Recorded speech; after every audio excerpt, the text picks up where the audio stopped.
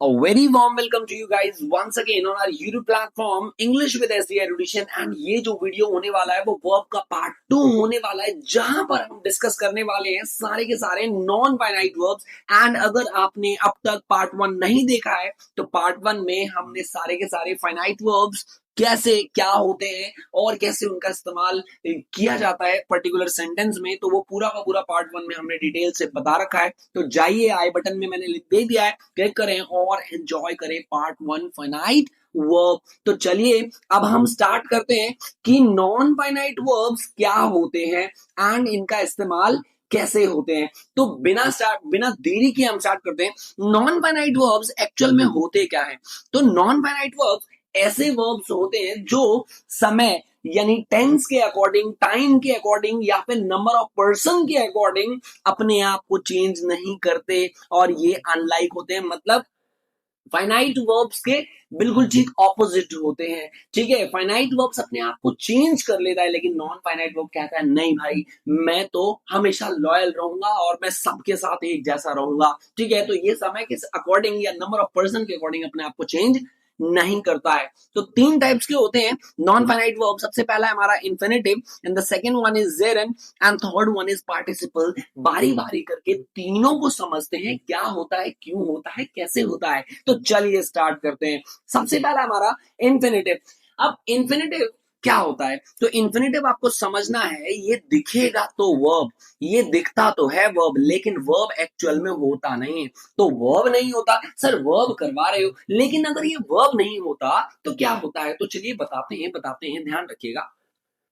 ये एक सेंटेंस में एक नाउन की तरह काम करता है। किसकी तरह? एक सेंटेंस में नाउन की तरह काम करता है और एडजेक्टिव या फिर एडवर्ब की तरह भी काम कर सकता है। तो ये सेंटेंस में आपको पता चल गया, नाउन की तरह काम करता है, एडजेक्टिव और एडवर्ब की तरह काम करता है। बेसिकली ये नाउन की तरह काम करता है। जैसे ऑलमोस्ट अगर आपको कभी भी सेंटेंस में व्हाट का आंसर मिलता है ना, तो वो समझ जाइएगा व्हाट यानी नाउन। व्हाट का आंसर अगर आपको मिल रहा है तो वो क्या होगा? नाउन होगा और कुछ नहीं। तो चलिए देखते हैं। इंफिनिटिव जो है वो दो टाइप्स के आपको समझने हैं। सबसे पहला बेयर इंफिनिटिव और एक होता है टू इंफिनिटिव। तो पहले बेयर इंफिनिटिव को समझते हैं। जब कभी भी दो वर्ब्स को हमें इकट्ठा लिखना होता है ना, तो उसके बीच में हम टू लगाते हैं। तो जब टू लगा देते हैं तो वो बन जाता है टू इंफिनिटिव।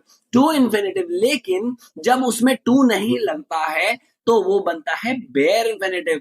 ठीक है, तो जैसे कुछ ऐसे वर्ब्स मैंने लिख दिए जैसे लेट हो गया, मेक, सी, हेयर, फील, ये 5 ऐसे वर्ड्स हैं जो बेयर इंफिनिटिव की तरह काम करते हैं। यानी इनके साथ आप कोई भी वर्ब लगाते हो तो टू बीच में नहीं आता है, टू नहीं लगाते हैं। ठीक है, तो क्या आता है सर? तो क्या आता है वो भी बताते हैं। तो अगर इनके साथ टू नहीं लगेगा तो क्या लगेगा? तो टू नहीं लगता तो हम इनके बीच में क्या लगाते हैं? Objective pronoun. ऑब्जेक्टिव प्रोनाउन लगाते हैं। जैसे ऑब्जेक्टिव प्रोनाउन क्या होते हैं सर? तो प्रोनाउन का वीडियो यहां तो मैं बता देता हूं क्या होता है, लेकिन अगर आप प्रोनाउन को और अच्छे से जानना चाहते हैं तो प्रोनाउन का वीडियो जो है वो आई बटन में मैंने दे दिया है। आप प्रोनाउन को भी बहुत बेहतरीन तरीके से समझे जाके। ऑब्जेक्टिव प्रोनाउन जैसे ही का हिम बन जाता है, शी का हर बन जाता है। ठीक है, एंड आई का मी बन जाता है, वी का अस बन जाता है, यू का यू ही रहता है, दे का देम बन जाता है। तो ये सब सारे क्या है? ऑब्जेक्टिव प्रोनाउन है। ठीक है, तो यही सब यूज किए जाते हैं दो वर्ब्स के बीच में। जैसे let me, let me, let me, let me sleep here, मुझे यहाँ सोने दो, मेक हिम लाफ, या जो भी है। तो आप इन पांचों का इस्तेमाल एज बेयर इंफिनिटिव कर सकते हो और इनके साथ जो वर्ब यूज होगा वो वर्ब बिना टू के यूज होगा। तो बिना टू के आपको पता चल गया होगा कि कैसे करेंगे। तो इनके बीच में हम क्या लगाते हैं? ये ऑब्जेक्टिव प्रोनाउन का इस्तेमाल हम करते हैं। जैसे अब यहाँ पर कुछ मॉडल वर्ब्स भी हैं।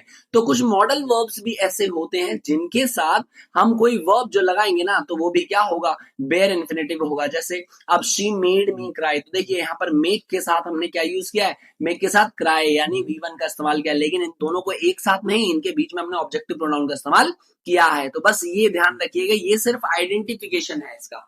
ठीक है, अब हम समझते हैं टू इन्फिनेटिव ऐसे इन्फिनेटिव होते हैं जब बहुत सारे दो वर्ब्स हम इकट्ठे नहीं लिखते हैं, कभी भी दो वर्ब इकट्ठे नहीं लिखते हैं, तो उनके बीच में क्या आता है, टू आता है। जैसे to eat, to play, to study, जैसे टू लर्न, टू डांस। अब यहाँ लाइक और डांस दोनों वर्ब है, तो दोनों के बीच में क्या आ गया, टू आ गया। वांट और लर्न दोनों वर्ब है, तो दोनों के बीच में क्या आ गया, टू। तो ये होते हैं हमारे टू। आई वॉन्ट वॉट, देखिए वॉट का आंसर मिल रहा है, तो नाउन। तो नाउन के फॉर्म में आपको टू इन्फिनेटिव का आंसर मिलता है। तो आई होप ये समझ में आ गया हो। अब समझते हैं कि जो टू इन्फिनेटिव है वो किस किस तरह से काम करता है।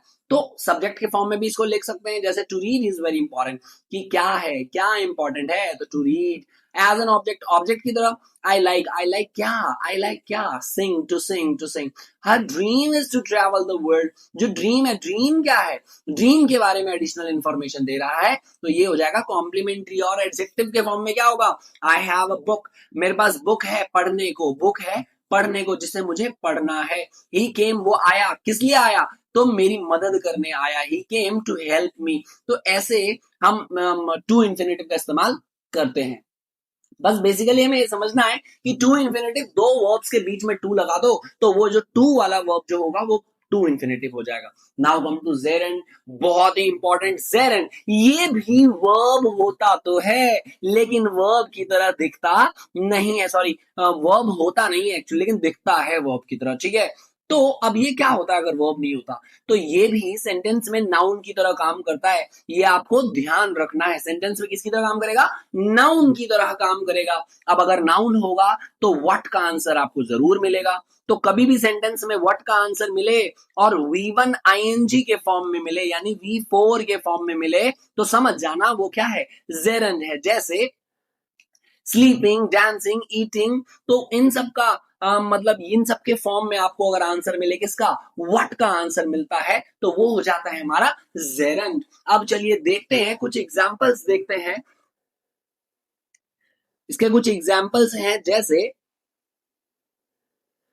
Reading is my hobby, reading is my hobby. देखिए what is my hobby, what is my hobby, what is my hobby. तो व्हाट का आंसर आपको मिला किसमें, V1 ING के फॉर्म में। आई एंजॉय व्हाट, तो playing football, playing football, playing football. His favourite activities, क्या है उसकी फेवरेट एक्टिविटी, स्विमिंग, स्विमिंग। तो जब कभी भी व्हाट का आंसर आपको मिले किसमें, V1 ING के फॉर्म में, तो वो क्या हो जाएगा हमारा, जेरेंट हो जाएगा। चलिए अब देखते हैं next participle. I hope Geraint आपको समझ में आ गया हो।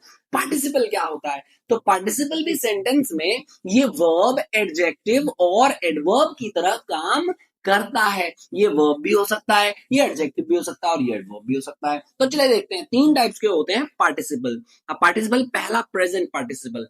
तो प्रेजेंट पार्टिसिपल भी V1 ING के फॉर्म में ही होता है, यानी वर्ब एंड ING।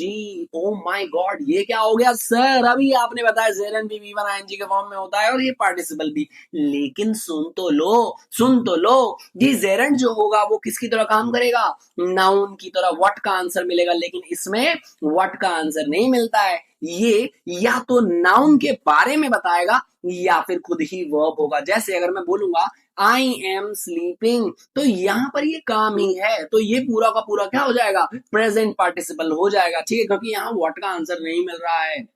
भाई शी हैज, उसके पास क्या है, एक डांसिंग चेयर है, डांसिंग चेयर है। तो चेयर कैसी है, नाउन के बारे में बता रहा है, नाउन के बारे में बता रहा है, तो ये भी क्या हो जाएगा हमारा एडजेक्टिव। नाउन के बारे में बताने वाली चीज क्या हो जाती है, एडजेक्टिव, तो ये प्रेजेंट पार्टिसिपल हो जाएगा। आई होप ये क्लियर हो गया हो।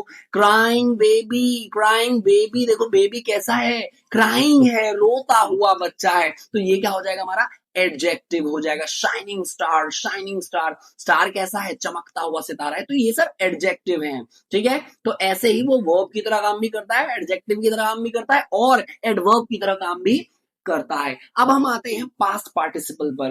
पास्ट पार्टिसिपल क्या होता है, पास्ट पार्टिसिपल जब भी आंख बंद कर लेना और जब भी आपको third form of the verb दिख जाए, क्या दिख जाए, third form of the verb दिख जाए, बस third form of the verb दिखते ही आपको क्या करना है, कंसीडर करना है कि वो पास्ट पार्टिसिपल है। जैसे ब्रोकन, रिटन, ये सब सारे थर्ड फॉर्म है, तो ये क्या हो जाएंगे, past participle. Now come to perfect participle, और ये लास्ट तो है बट लीस्ट नहीं, कि ऐसा मत समझिएगा सब कुछ खत्म, अभी तो बहुत कुछ आना बाकी है। तो परफेक्ट पार्टिसिपल क्या होता है, परफेक्ट पार्टिसिपल का स्ट्रक्चर आप देख लीजिए, हैविंग प्लस V3, हैविंग के साथ V3, जब एक काम करके हम दूसरा काम करते हैं तो पहले वाले काम को शो करने के लिए हम हैविंग प्लस V3 यानी परफेक्ट पार्टिसिपल का इस्तेमाल करते हैं। जैसे पहले होने वाला काम बताता है, कोई भी पहले होने वाला काम, तो कैसे, मतलब बाहर गया मैं, अब बाहर जाने से पहले मैंने क्या किया, हैविंग फिनिश्ड माय वर्क, मैंने अपना काम खत्म कर लिया, उसके बाद मैं बाहर गया। She pass the exam, exam तो पास हो गई, लेकिन पास होने से पहले वाला काम क्या था, शी हैविंग स्टडीड हार्ड, पढ़ाई करके वो पास हुई थी, पढ़ाई करके वो पास होती। जब एक काम करके हम दूसरा काम करते हैं या होता है, तो वो होता है हमारा परफेक्ट पार्टिसिपल। आई होप ये वर्ब्स के सारे finite verb, non finite verb और इनके तीनों के तीनों पार्ट जो है ना, वो जबरदस्त तरीके से अब आपके आ गए और आपने वर्ब को एम्पावर कर लिया है। तो अगले वीडियो में हम एडजेक्टिव्स का धुआं उड़ाएंगे, बिल्कुल तितर बितर कर देंगे एडजेक्टिव्स को। तो मिलते हैं हम नेक्स्ट वीडियो में, till then see you and अपना ख्याल रखें और अपने पेरेंट्स का भी।